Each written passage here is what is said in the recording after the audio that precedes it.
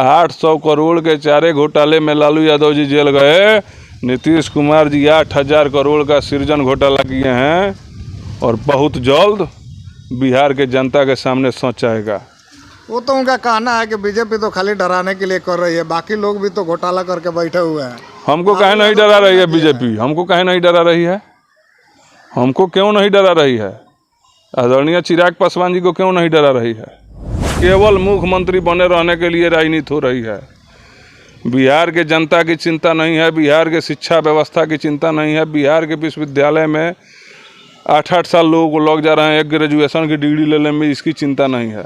हमारा कुर्सी कैसे बरकरार रहे, इसी चिंता की राजनीति 2013 से और 2023 तक पिछले 10 सालों से चल रही है। अभी आप सिवान का घटना देखे, टाउन हॉल में दिवंगत शहाबुद्दीन साहब का पुण्यतिथि मनाया गया।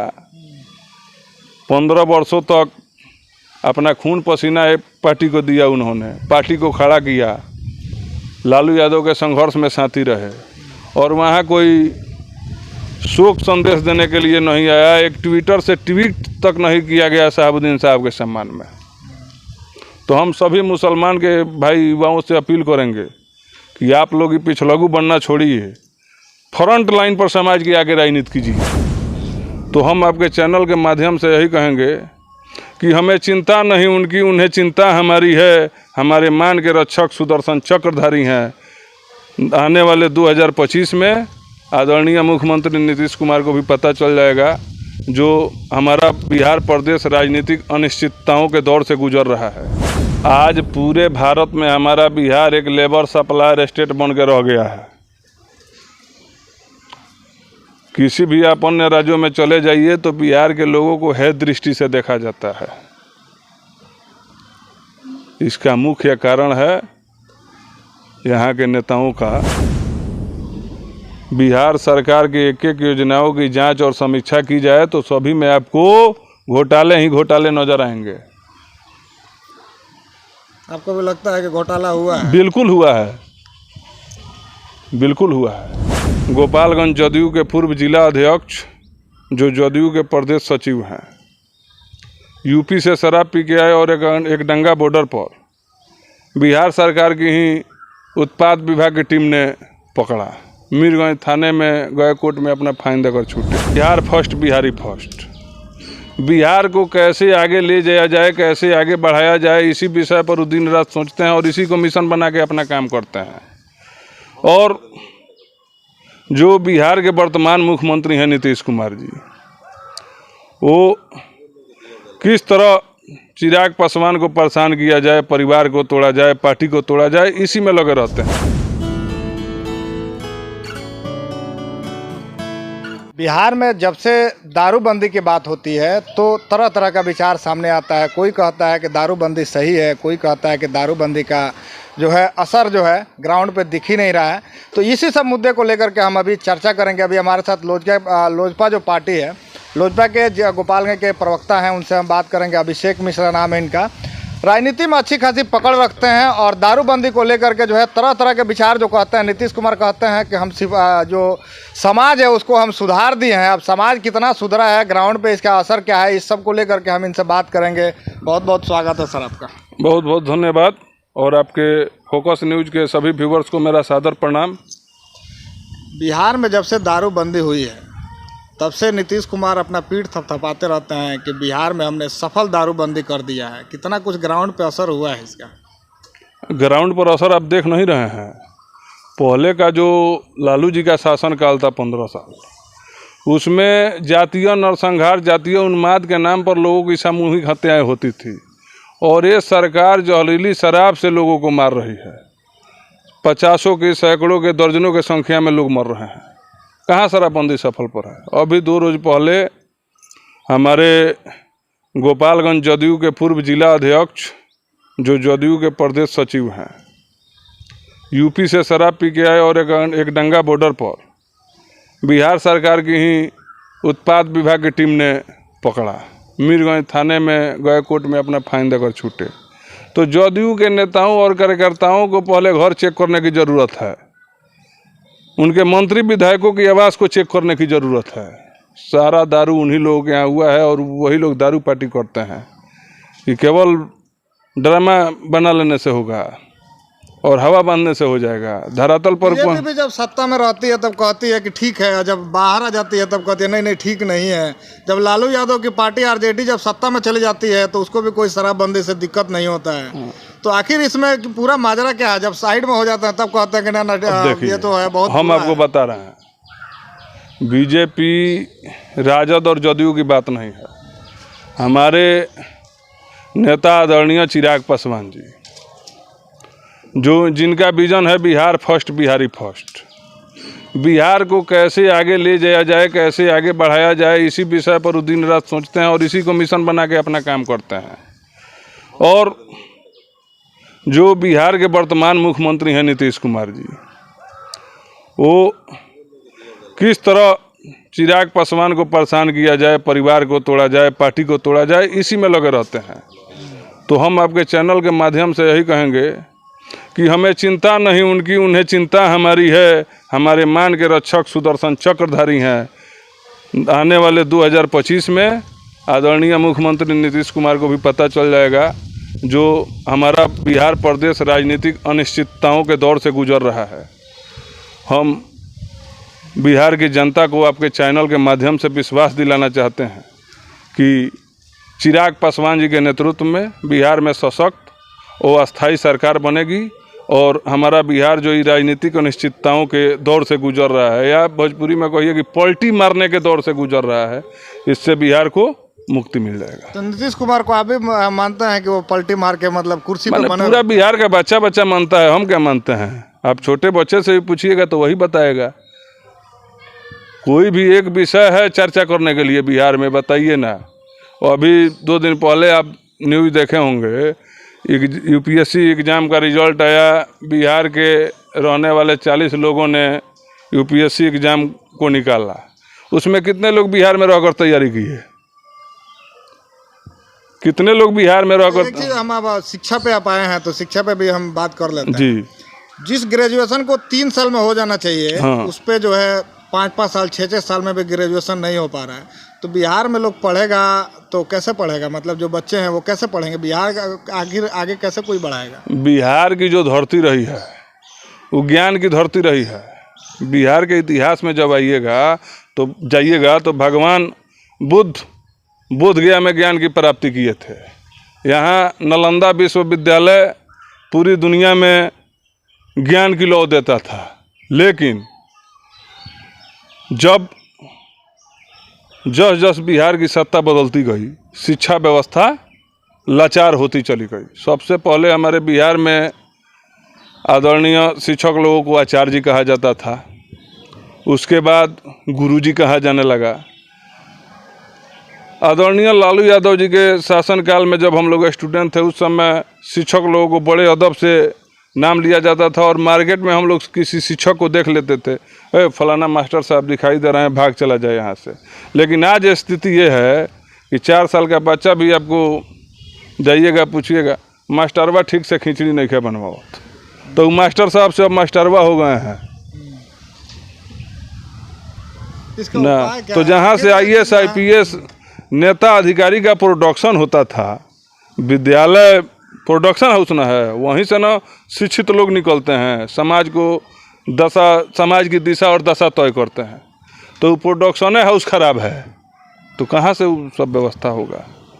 आखिर इसका उपाय क्या है? आखिर इसका उपाय बिहार के लोग कब तक प्लान करते रहेंगे? पढ़ने के लिए भी बाहर जाएंगे, नौकरी करने के लिए भी बाहर जाएंगे, कितना दिन तक बाहर जाते रहेंगे और लोग उनको बाहर के भगाते रहेंगे? आखिर बिहारी क्या मार खाने के लिए ही पैदा हुआ है? आज पूरे भारत में हमारा बिहार एक लेबर सप्लायर स्टेट बन के रह गया है। किसी भी अन्य राज्यों में चले जाइए तो बिहार के लोगों को है दृष्टि से देखा जाता है। इसका मुख्य कारण है यहाँ के नेताओं का, बिहार के जो सामाजिक संरचना, शैक्षणिक संरचना पर ध्यान नहीं देना सबसे बड़ी बात है। दूसरी बात कि 2013 से आप देख रहे हैं कि केवल मुख्यमंत्री बने रहने के लिए राजनीति हो रही है। बिहार के जनता की चिंता नहीं है, बिहार के शिक्षा व्यवस्था की चिंता नहीं है, बिहार के विश्वविद्यालय में 8-8 साल लोगों को लग जा रहे हैं एक ग्रेजुएशन की डिग्री लेने में, इसकी चिंता नहीं है। हमारा कुर्सी कैसे बरकरार रहे, इसी चिंता की राजनीति 2013 से और 2023 तक पिछले 10 सालों से चल रही है। आप लोकली आते हैं, लोकली यहाँ पे हम जहाँ भी जाते हैं बोलते हैं कि हमने दलितों के लिए लड़ा, हमने दलितों को आवाज़ दिया। जहाँ भी हम जाते हैं वहाँ देखते हैं दलितों की हालत और दिन ब दिन खस्ता हो। नीतीश कुमार जी ना दलितों के लिए लड़े ना पिछड़ों के लिए लड़े, उस समाज को बांटने का काम किए। दलित में से निकाल के महादलित बना दिए, पिछड़ा में से निकाल के अति पिछड़ा बना दिए। क्या किए हैं दलित के लिए बताइए ना। एक मुसलमान चर्चा होता था, अब इसमें भी दो हो गए हैं, एक पसमानदा मुसलमान और एक ओरिजिनल देखिए मुसलमान। हम आपको बता रहे हैं। मतलब हर बार जो है जातीय आधार पर कितना दिन हम लोग लड़ते रहेंगे, आपस में लोग लड़ाने का काम करते रहेंगे। सबसे पहले हमारी पार्टी बिहार फर्स्ट और बिहारी फर्स्ट की बात करती है। दूसरी बात कि हमारी पार्टी का लोगो है धर्म न जात सबकी बात ना। और तीसरी बात जो आप मुसलमान कर रहे हैं, तो मुसलमान को ये लोग अपना यूज करने वाला एक मशीन बना लिया है। मुसलमान अब देखिएगा पिछले 30 वर्षों से बिहार की राजनीति में केवल यूज होता आया है। अभी आप सिवान का घटना देखे, टाउन हॉल में दिवंगत शहाबुद्दीन साहब का पुण्यतिथि मनाया गया। 15 वर्षों तक अपना खून पसीना एक पार्टी को दिया, उन्होंने पार्टी को खड़ा किया, लालू यादव के संघर्ष में साथी रहे।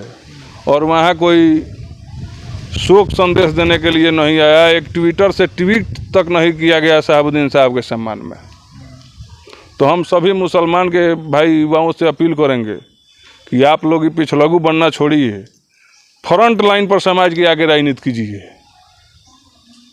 चिराग पासवान जी के नेतृत्व में 2025 में बिहार में सरकार बनाइए, बिहार में बदलाव होगा, निश्चित बदलाव होगा। कहीं ना कहीं बताया जा रहा है कि हिना साहब जो है अब लोजपा से ही चुनाव लड़ेंगे आने वाले समय में, उसको आप कैसे देखते हैं? देखिए राजनीति तो आप स्वागत करेंगे? बिल्कुल करेंगे, राजनीतिक संभावनाओं का खेल है, इसमें कभी भी कुछ हो सकता है। एक और हम आपसे जानना चाहेंगे, दारूबंदी को लेकर के जो है आगे क्या कुछ करना चाहिए आपका, अगर सरकार बनती है तो क्या कुछ आप लोग करेंगे? दारूबंदी की समीक्षा होगी, अगर लगेगा कि ना इससे समाज को नुकसान पहुंच रहा है, अगर समीक्षा होगी, सारे लोगों से राय विचार लिया जाएगा, अगर लोगों का मत होगा तो फिर चालू किया जाएगा। एक और हम आपसे लास्ट सवाल आपसे पूछेंगे, बिहार में कानून व्यवस्था आप न्यूज़ में देखते होंगे, कहीं ना कहीं रोज मतलब जो है कानून व्यवस्था के लिए का चर्चा का विषय बन गया है। कहीं कभी कुछ हो जाता है, कभी कुछ हो जाता है, और पुलिस जो है दिन भर दारू के पीछे ही घूमती रहती है, और एक बोतल कहीं पता लग जाता है तो उसके पीछे चली जाती है, लेकिन बड़ा घटना हो जाता है तो वहाँ घंटों उनका पता नहीं लगता है।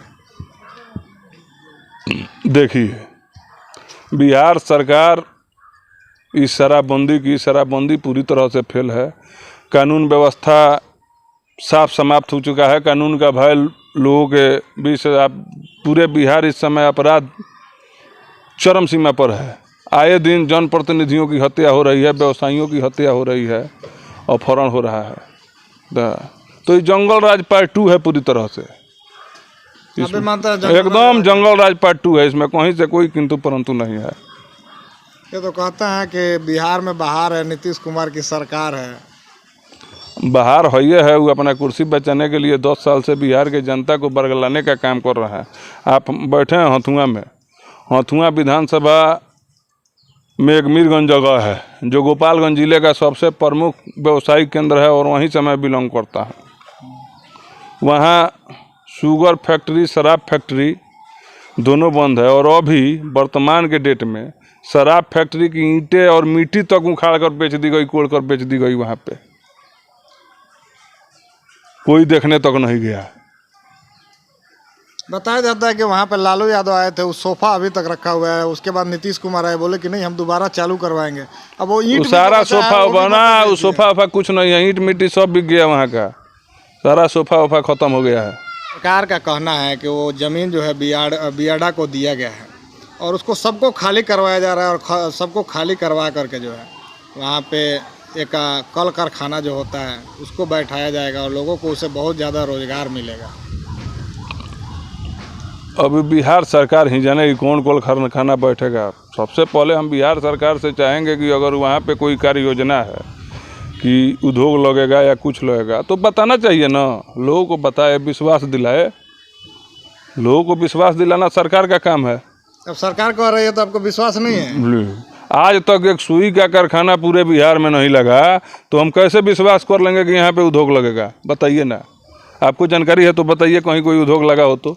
10 लाख रोजगार देने की भी तो बात करते हैं। वो तो कोई भी चल रही है, हम 10 लाख देखिए, रोजगार मंच पर चढ़ के कोई कुछ भाषण दे सकता है, धरातल पर उतार के दिखाए।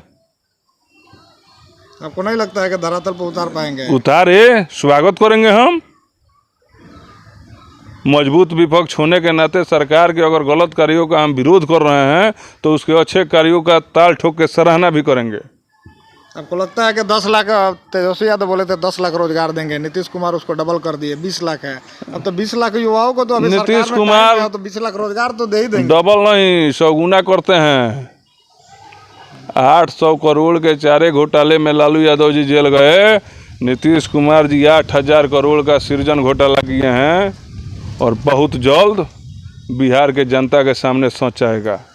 वो तो उनका कहना है कि बीजेपी तो खाली डराने के लिए कर रही है, बाकी लोग भी तो घोटाला करके बैठे हुए हैं। हमको काहे नहीं डरा रही है बीजेपी? हमको काहे नहीं डरा रही है? हमको क्यों नहीं डरा रही है? आदरणीय चिराग पासवान जी को क्यों नहीं डरा रही है? उनसे डर है, आरजेडी सरकार में आने वाली है इसीलिए डर है। ये सब कोई इसीलिए तो डर है कि भाई उनका पूरा परिवार को घेरा जा रहा है। परिवार को घेरने की बात नहीं है। अभी बिहार सरकार की एक एक योजनाओं की जांच और समीक्षा की जाए तो सभी में आपको घोटाले ही घोटाले नजर आएंगे। आपको भी लगता है कि घोटाला हुआ है? बिल्कुल हुआ है, बिल्कुल हुआ है। हथुआ विकास मंच के अभी रासु पांडे हमारे साथ हैं, उनसे भी कुछ चर्चा कर लेते हैं, इनका विचार क्या है। और हथुआ विकास मंच एक बहुत ही चर्चित प्लेटफॉर्म है। हथुआ में आप कहीं भी जाएंगे तो इनका नाम का चर्चा हमेशा होते रहती है, तो इनसे भी हम कुछ इनका विचार भी जान लेते हैं। क्या कहेंगे शराबबंदी को लेकर के? शराबबंदी तो पूरी तरह विफल है ही, सबके नज़र के सामने है, सरकार को सिर्फ नहीं दिखाई दे रहा है। नीतीश कुमार तो कहते हैं कि हमने पूरा का पूरा जो व्यवस्था था हमने बदल दिया, जंगल राज से हमने बाहर निकाल दिया है।